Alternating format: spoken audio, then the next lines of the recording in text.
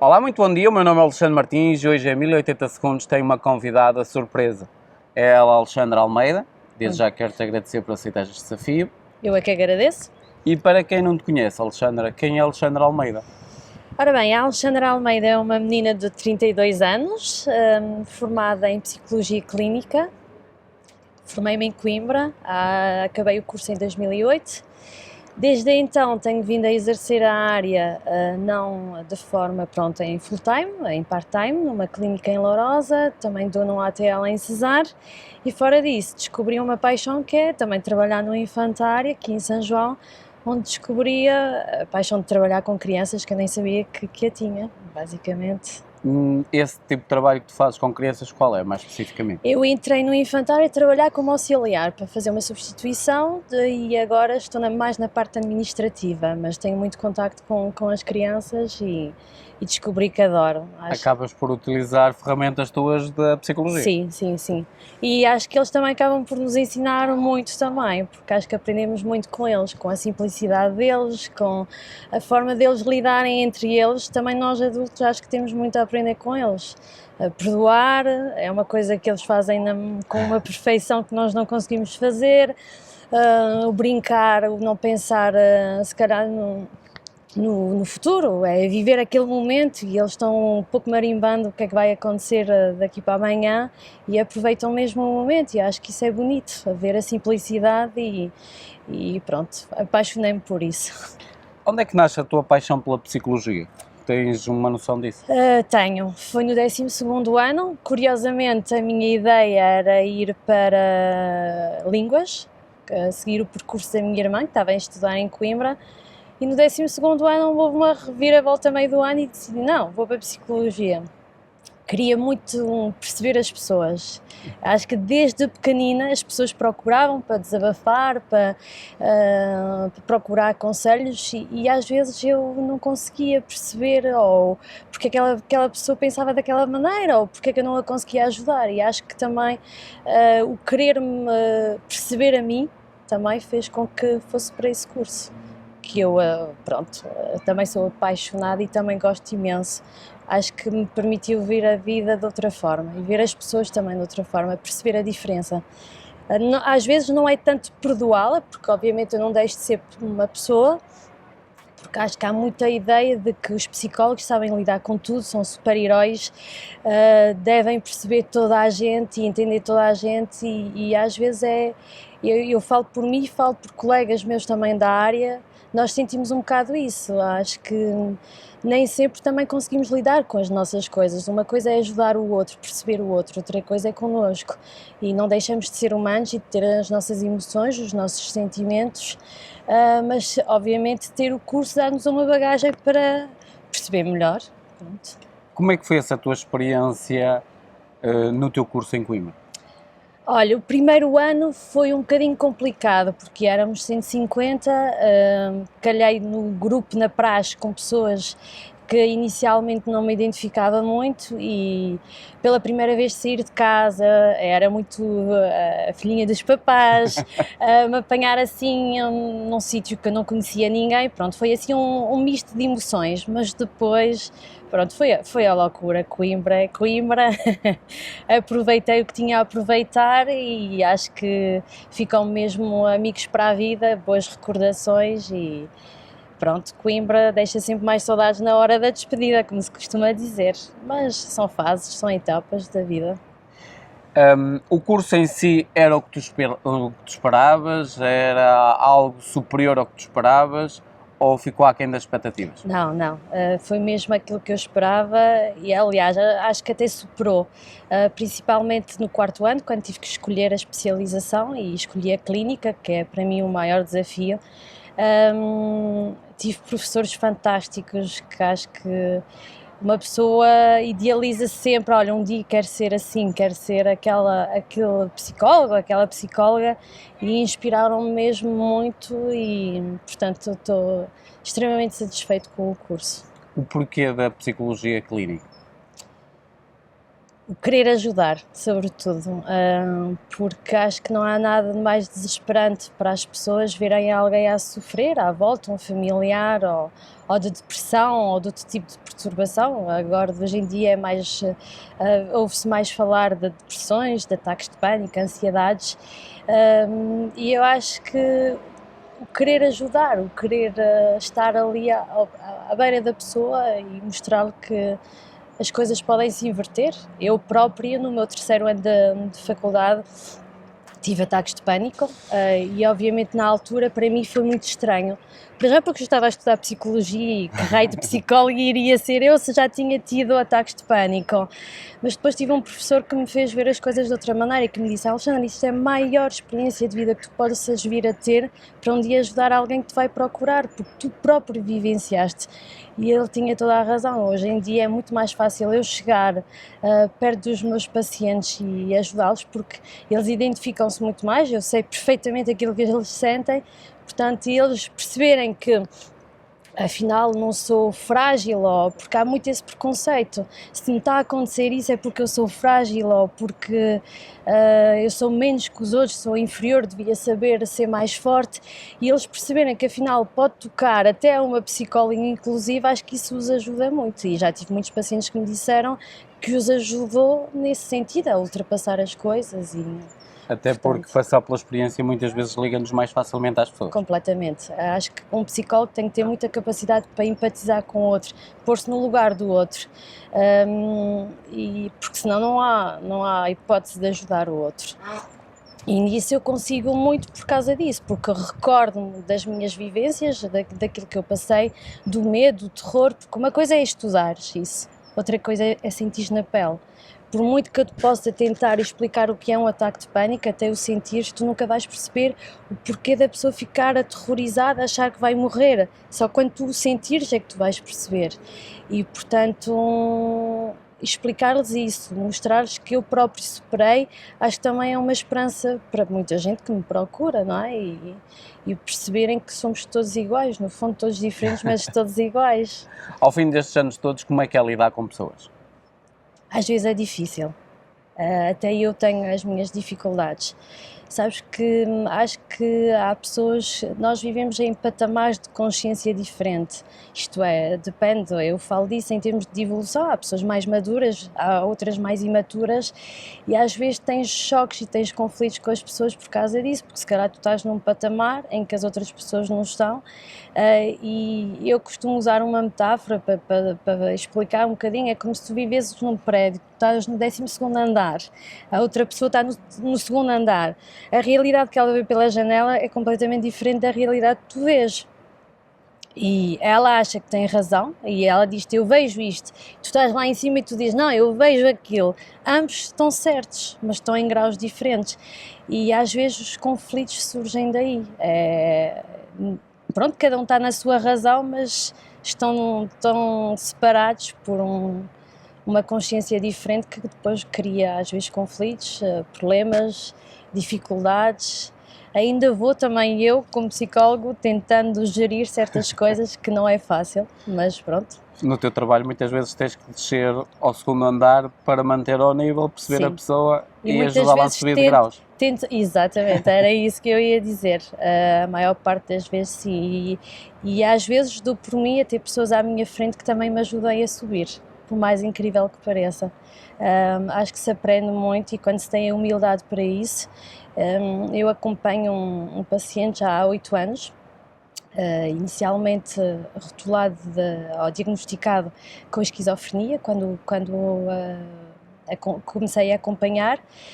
Entretanto, vimos a descobrir que tinha mais a ver com bipolaridade, com muitas histórias de droga pelo meio e um passado muito complicado, e é uma pessoa excepcional que me ensinou também a ver as coisas por outro prisma e também aprendi muito com ele, e acho que a nossa relação em termos de paciente-terapeuta também funcionou muito e conseguimos muitos progressos também à custa disso, na troca que houve entre nós os dois, e acho que constituímos uma boa equipa, como eu costumo dizer. Como é que é lidar com estes casos? Para quem não tem uma noção, porque há pessoas que até acompanham o nosso projeto há muito tempo e acaba por também ser um bocado educativo este projeto que nós estamos a fazer, porque partilhamos as nossas experiências com as outras pessoas. E neste caso estás-me a falar de esquizofrenia e bipolaridade, como é trabalhar com esses casos? É assim, há dias em que é mais complicado, porque tu tens de ter um certo tato, porque podes ser mal interpretado, porque a qualquer momento tu podes perder um paciente se fores mais brusco. É mais ou menos como aprender a dançar, sabes? Não, tens que às vezes te deixar guiar, outras vezes tens que ser tu a comandar, ter passos mais flexíveis do que outros. Mas é verdade que mais do que para mim, acho que deve ser mais difícil para os familiares. Porquê? Porque eu tenho o conhecimento, não é, dos sintomas, de como lidar. Agora, tanto a pessoa que sofre disso, que não tem esse conhecimento, só sente, só percebe que há qualquer coisa de estranho e não percebe o porquê. E obviamente mais a esquizofrenia, que é ainda mais difícil do que a bipolaridade, porque a bipolaridade, para quem não sabe, tem a ver com a oscilação, que pode ser muito frequente ou não, de estados de humor, em que de um momento para o outro achas que és o maior do mundo e consegues fazer tudo e estás super feliz, e passado pouco tempo se calhar estás enfiado numa cama e para ti a vida não faz sentido. Portanto, para essa pessoa tens que ensiná-la a gerir as emoções, a perceber que são fases e que nem é 8 nem é 80. Não é fácil, e obviamente tem que haver acompanhamento por parte do psiquiatra, tem que haver medicação. Em termos de esquizofrenia, aí já é mais difícil, principalmente quando a pessoa está num surto, em que tem crises, alucinações, quer visuais, auditivas.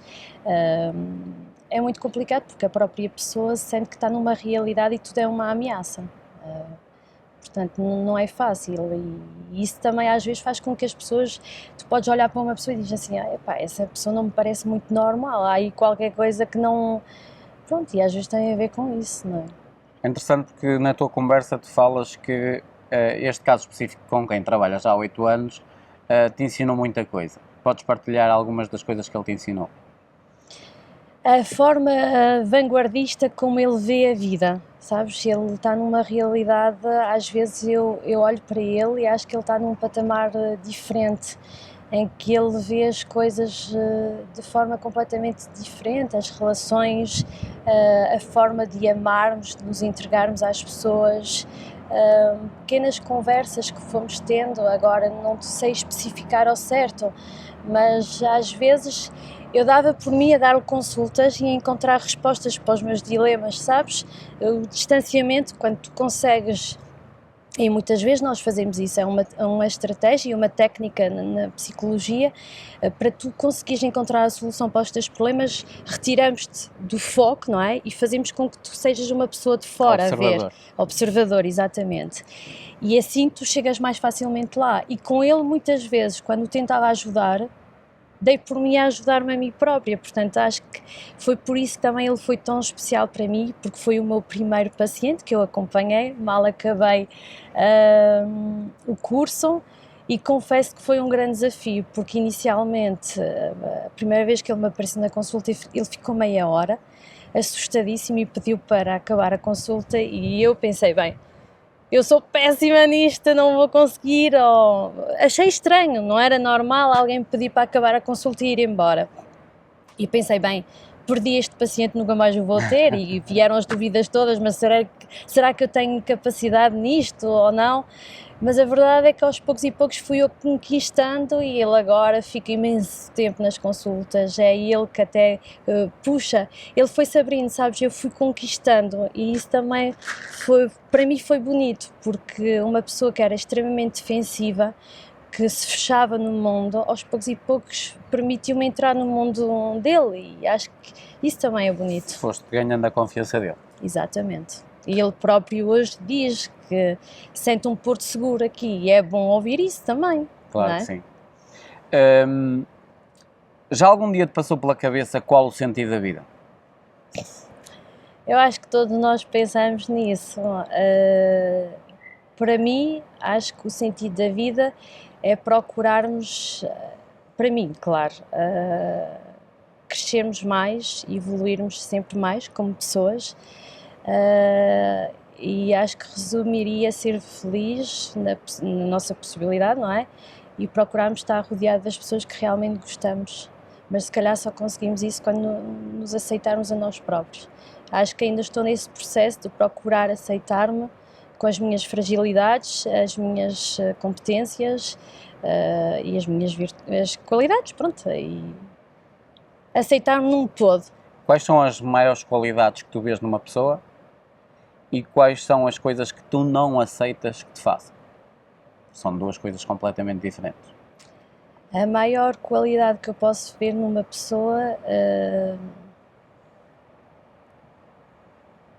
ser genuíno e ser capaz de... Isso não é fácil responder a isso.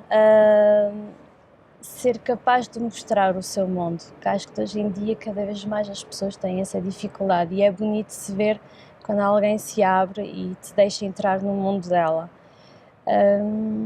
Aquilo que eu menos gosto numa pessoa é... Não é o que tu menos gostas de uma pessoa, o que é que tu não aceitas que te façam a ti? o que é que eu... Exatamente, peço desculpa. O que é que eu não aceito que me façam a mim que sejam injustos?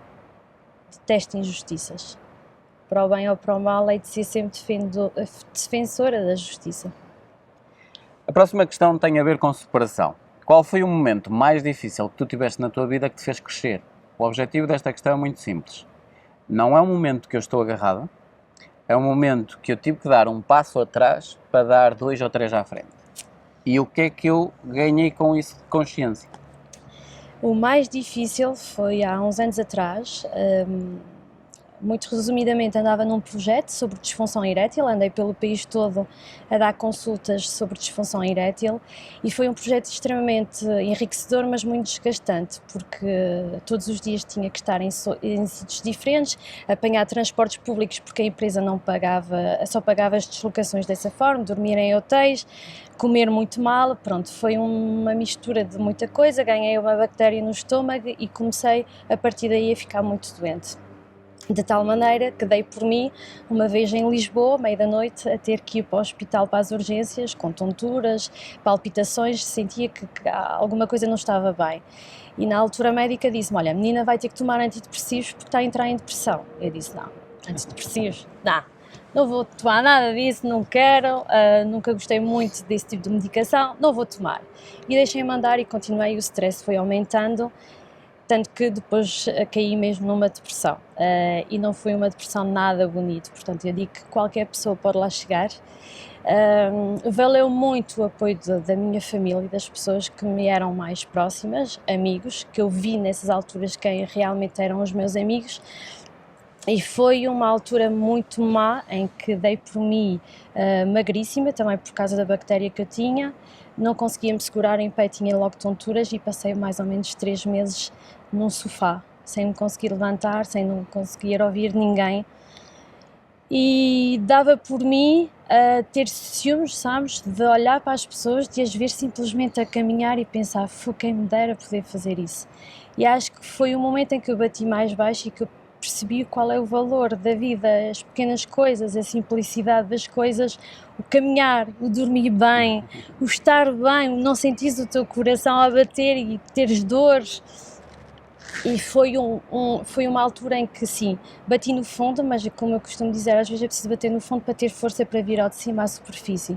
E depois disso aprendi a desvalorizar montes de coisas, problemas pequenas coisas pelas quais eu me chateava e de um momento para o outro mas para que é que eu me estou a chatear com isso? Quando tu vais mesmo ao charco, entre aspas, tu percebes que há coisas que não vale a pena e é por isso que eu acho que quem passa por doenças muito graves, que obviamente não foi o meu caso, não foi uma coisa assim como um cancro, a partir daí tu vês a vida de outra forma e a partir daí eu comecei a assumir quem eu sou, o que é que eu quero da vida, deixar de querer agradar aos outros, para o bem ou para o mal, e aprendi a valorizar mais as pequenas coisas do dia a dia. Portanto, acho que sim, nessa fase cresci muito. E acho que foi a melhor fase, agora posso dizê-lo com o distanciamento, mas foi a melhor fase para crescer, pronto. Para Qual ser foi eu. a tomada de consciência? Temos que aproveitar mesmo o dia a dia, porque tu amanhã tu não sabes o que é que te pode vir a acontecer, pode mudar tudo e é mesmo viver o momento. Para que é que estás-te a preocupar com o futuro se tu nem estás a viver o presente? É aproveitar os pequenos momentos, saboreá-los, pelo menos sentires que, ok, se tiver algum problema ou se tiver que ir, olha, fiz tudo aquilo que queria fazer. E temos muita dificuldade de o fazer, que não é nada fácil. Passamos a vida entre o passado e o futuro e estar focado no presente é muito difícil. Era por acaso aí que eu queria chegar nesse insight que tu acabas, que é, tu sendo psicóloga, lidando com tantas pessoas no dia-a-dia, torna-se cada vez mais difícil estar no presente. Não, eu acho que torna-se mais fácil, sabes? Eu consigo sair do consultório, é como se fechasse. A Alexandra, psicóloga, que fica lá, entre aspas, consigo me distanciar muito bem. Foram poucas as vezes em que cheguei a casa e que fiquei a cismar. Uma delas porque tinha tido um paciente meu que tinha tentado suicídio e obviamente mexeu comigo. Porque tu ligas também às pessoas. Claro. Mas de outra forma consigo muito bem separar as coisas e gosto muito de chegar a casa e de ter um espaço, um momento. Preciso disso, vou para o meu quarto, estou sozinha, muitas vezes faço meditação, que eu adoro. E, portanto, vou buscar aí o momento, sabes? Já a minha tese de mestrado foi sobre isso, sobre o mindfulness, que é uma técnica de meditação, e a autocompaixão. E acho que aos poucos e poucos a vida vai-me levando para esse caminho, para perceber que realmente é por aí que se consegue atingir a calma, a serenidade, a evolução também. E para as pessoas, achas que é fácil estar a viver o momento agora com todo o stress que se vive no dia-a-dia? Não, porque tu constantemente és bombardeado na televisão com a crise, daí eu não querer ver telejornal, não aprendes nada, só aprendes a viver no terror e se tu estiveres só ligado a esse tipo de informação, tu começas a viver também esse terror, não é? Porque se começassem a mostrar as coisas bonitas que se fazem por aí, projetos lindos, se calhar começavas a ver a vida de outra forma, mas não, és bombardeado com a crise, com atentados, com isto, com aquilo, só misérias. E acho que é muito mais difícil quando tu vives numa sociedade assim a tentar combater isso, entre aspas. Tens de ter um bocadinho de estofo e o teu momento para parar e depois as pessoas à tua volta também, que às vezes tu queres arriscar e dizem mas cuidado, não faças isso, porque olha que isto não está fácil, acomoda-te. Eu acho que as pessoas acabam por viver muito e se calhar deixam de arriscar às vezes e se calhar eram muito mais felizes se arriscassem, mas o medo de poder falhar, o medo de não conseguir, porque vivemos tempos complicados, faz com que as pessoas se acomodem e fiquem infelizes o resto da vida. É engraçado por esse teu insight que tu tens, porque eu conheço uma pessoa que fatura milhões e quando eu digo fatura milhões vem ao encontro desse insight que ele diz que os maiores inimigos que vocês têm são os vossos amigos. Porque quando vocês começam a ouvi-los muitos, eles são os principais entraves para o vosso sucesso. Porque começam-nos a criar as tais, olha, cuidado, atenção, não sei o quê, pronto, e isso acaba por nos criar barreiras ao medo. Qual foi a pessoa que passou pela tua vida que mais te ensinou e o quê? E assim mais me ensinou, eu acho que todas elas me ensinam. Ou então a que mais te marcou e em quê? Pelo lado positivo. A pessoa que mais me marcou foi uma pessoa que ainda está presente na minha vida e marcou muito pela positiva. Foi uma pessoa que nos deu formação em coaching. Fiz uma formação em coaching há muito pouco tempo e é uma pessoa que, pela evolução dela, pela maturidade dela e pela forma tão genuína dela ser e de se entregar aos outros, marcou-nos não só a mim, mas aos outros. Porque entregou-se totalmente e porque puxou por nós no sentido de eu estou aqui e vamos ir para a frente.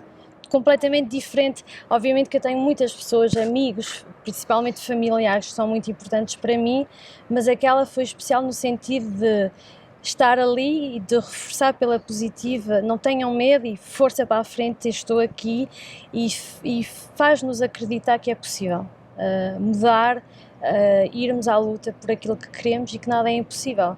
E portanto, como eu costumo dizer, tenho muito lá a agradecer porque ela mudou muita coisa em mim, principalmente numa fase em que se calhar precisava de alguma orientação, ela chegou no momento certo. Quando o aluno está preparado, o mestre aparece, como se costuma dizer, e foi. Se tivesses acesso a todos os recursos disponíveis no mundo, o que é que tu farias por ti que ainda não fizeste? E aqui estamos a falar acesso a todos os recursos. Viajava para todo o lado, ia conhecer milhares de culturas, ia conhecer as pessoas, e ia tentar ajudar quem precisa de ser ajudado. E se tivesses acesso a esses mesmos recursos, o que é que tu farias pelo mundo que não está a ser feito? Olha, muita coisa. Para já, se calhar apostava, e a meu favor falo, mais em serviços de psicologia, desde dos infantários, escolas, Sistema Nacional de Saúde, porque as pessoas precisam e nem todas as pessoas têm possibilidades para. E eu acho que se tu começares logo de pequenino na prevenção, tu consegues mudar muita coisa. É por isso que eu adoro dar consultas também a crianças, porque tu em pouco tempo consegues, elas são fantásticas, elas têm uma capacidade de mudar que num instante tu consegues resolver um problema. Quando é um adulto já há uma bagagem muito maior, é muito mais difícil, a pessoa é muito mais rígida. Portanto, começava ali logo desde pequenino a ensinar outro tipo de valores que a sociedade não te ensina. A sociedade está cada vez mais a ensinar as pessoas a serem mais competitivas, a fecharem-se mais defensivas. Obviamente que temos que competir, que devemos evoluir, mas não nesse sentido. Acho que tu podes competir de forma saudável e não da forma como a sociedade está a transmitir os valores. Portanto, tentava nesse sentido projetos para mudar um bocadinho os valores da sociedade. Achas que o sistema educacional devia implementar uma disciplina de desenvolvimento pessoal? Acho, seria totalmente a favor. Eu coloco-te esta questão porque isto já existe nos Estados Unidos há montes de anos. E acho que temos urgência nisso aqui também em Portugal. Quando tu vês em escolas, que eu sei de casos em que logo na primária os melhores alunos são postos à frente, os piores são postos atrás, quando tu tens professores que já fazem essa distinção, tu não imaginas o impacto que isso tem na pessoa que fica atrás e que vai carregar isso ao longo da vida. Eu apanhei no meu ano de estágio um homem com 40 anos que ainda se lembrava de ser gozado e que tinha montes de complexos, não é? E uma baixa autoestima também por causa disso, porque era gozado na escola, porque a professora chamava-o de burro, e isso às vezes tu vês isso logo desde o início, nos infantários. Obviamente os profissionais não têm formação nessa área e se calhar não têm consciência, mas muitos traumas vêm dali, porque tu estás a formar a tua personalidade e se alguém está sempre a apontar o dedo, a dizer que tu não és capaz, tu vais começar a acreditar que não és capaz. E acabas por estar a criar uma barreira entre A e B.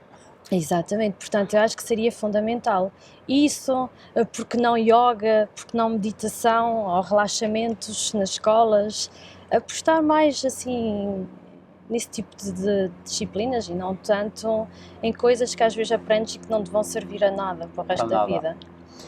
Para finalizar este 1080 segundos eu vou colocar uma última questão à Alexandra que tem a ver, quais seriam as dicas que tu darias às pessoas que estão a pensar seguir a área que tu seguiste?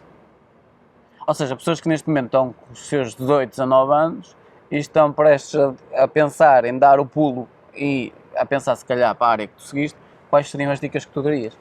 Olha, em primeiro lugar, socializarem é muito importante, porque se não forem capazes de ter relações com as outras pessoas, nunca vão ser capazes, se calhar, de ser bons profissionais, porque não vale a pena ter altas notas e marrares e estares ali e depois não conseguires empatizar ou ter uma relação que é o fundamental na nossa área. Saberem muito bem aquilo que querem, que é também importante, porque não é fácil. Eu dou por mim, ainda hoje não estou totalmente, obviamente dou consultas, mas não consigo sobreviver só da psicologia neste momento, portanto também ter noção disso, mas se é mesmo aquilo que eles querem, acho que devem fazer aquilo que querem, porque é isso que vai ditar se vais ser bom ou mau profissional. Porque se tu tiveres uma paixão por alguma coisa, é impossível tu não conseguir seres um mau profissional. E aproveitarem a vida. Foram 1080 segundos com a Alexandra. Se quiserem colocar alguma questão à Alexandra, é muito simples. Basta enviar um e-mail para esc@1080segundos.com. Irei direcionar esse e-mail à Alexandra e será ela a própria a responder às vossas questões. A ti, Alexandra, só tenho a agradecer. Obrigado. Eu por é que estes 1080 agradeço o segundos. convite. A vocês gostaria que comentassem, partilhassem e dessem feedback sobre o vídeo, porque quando o estão a fazer, automaticamente estão a dar sinais positivos aos canais de distribuição, sinais esses que as pessoas devem ter acesso a estes conteúdos e automaticamente são portas que se vão abrindo a outras pessoas.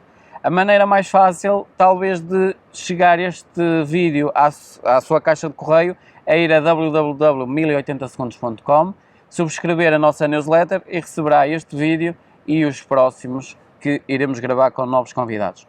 Obrigado, até um próximo 1080 segundos com um novo convidado. Obrigada.